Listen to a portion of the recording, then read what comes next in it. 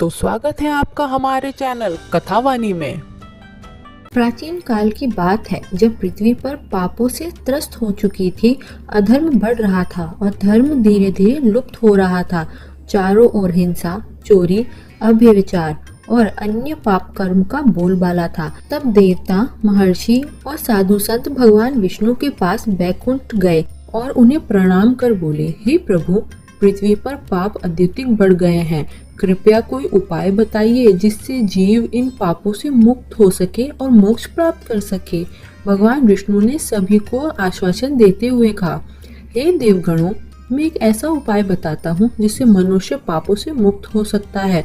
ये उपाय है एकादशी का व्रत।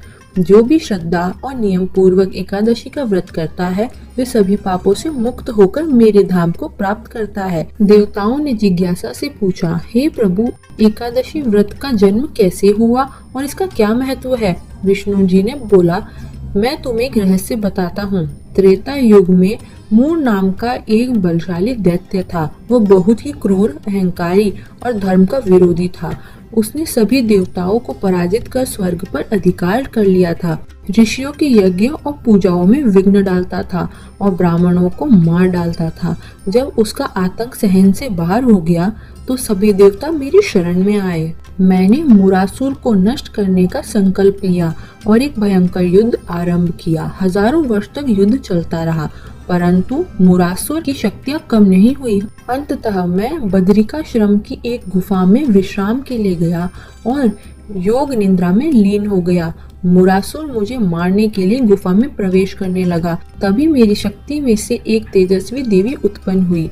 उस देवी ने मुरासुर का वध कर दिया। जब मैं योग निद्रा से जगा तब उस देवी ने मुझे प्रणाम किया। मैंने प्रसन्न होकर पूछा, हे देवी, तुम कौन हो और तुमने मेरे कार्य को क्यों किया? देवी ने उत्तर दिया, हे प्रभु, मैं आपकी योग माया से उत्पन्न हुई हूँ और आपके शत्रुओं का संहार करने आई हूँ।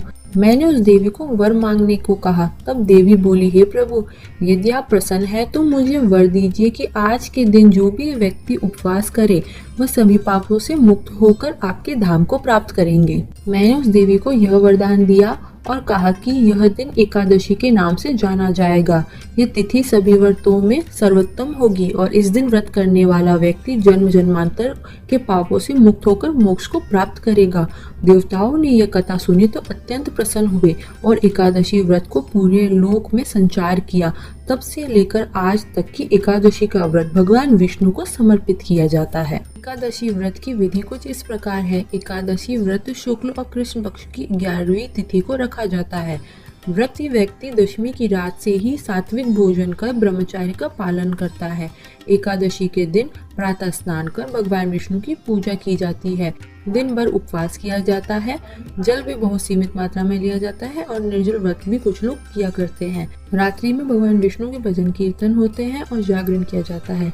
द्वादशी तिथि को ब्राह्मणों को भोजन करा व्रत को समाप्त किया जाता है। इस व्रत से शरीर और मन में शुद्धता आती है। व्रती को पापों से मुक्ति मिलती है। यह व्रत प्राणी, इंद्रियों और आहार संयम सिखाता है। मोक्ष की प्राप्ति के लिए एक महान साधन है। भगवान विष्णु की कृपा सदा व्रती पर बनी रहती है। एकादशी व्रत केवल एक धार्मिक अनुष्ठान ही नहीं बल्कि आत्म संयम, भक्ति और पवित्रता का प्रतीक है। जो व्यक्ति श्रद्धा और नियम पूर्वक ये व्रत करता है वह सांसारिक बंधनों से मुक्त होकर भगवान विष्णु के चरणों में स्थान पाता है।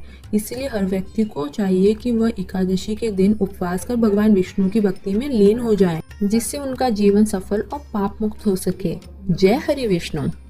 ऐसी ही और कहानियाँ सुनने के लिए हमारे चैनल कथावानी को शेयर करें, सब्सक्राइब करें और बेल आइकन को प्रेस करना ना भूलें ताकि सबसे पहले हमारी कहानियाँ पहुँचे आप तक। धन्यवाद।